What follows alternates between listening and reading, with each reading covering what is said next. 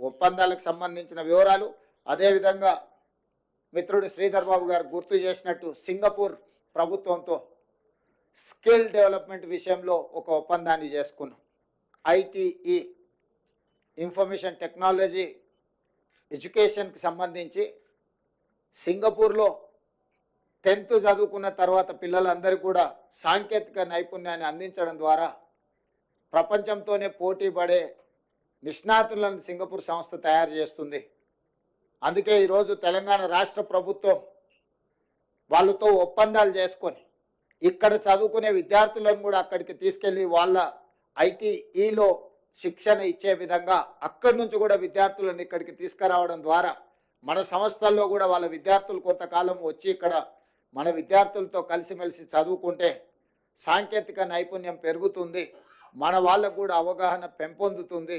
తద్వారా ఎంతో లక్షలాది మంది ఈ తెలంగాణ రాష్ట్రంలో సాంకేతిక నైపుణ్యం లేక నిరుద్యోగులుగా ఉన్నారో వాళ్ళందరికీ ఉద్యోగ ఉపాధి అవకాశాలు కల్పించడానికి సింగపూర్ రాష్ట్ర ప్రభుత్వ ఆధ్వర్యంలో నడుస్తున్న ఐటీతో కూడా తెలంగాణ రాష్ట్ర ప్రభుత్వం ఒప్పందాలు చేసుకోవడం జరిగింది.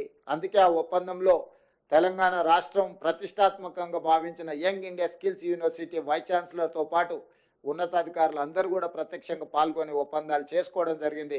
సింగపూర్ రాష్ట్ర ప్రభుత్వానికి సంబంధించిన మంత్రులతో చర్చించడం, సాంకేతిక నైపుణ్యాన్ని ఇచ్చిపుచ్చుకోవడం ద్వారా మనము సింగపూర్ ప్రభుత్వం కలిసి పనిచేయాలని కూడా ఒక ఒప్పందానికి వచ్చినాం.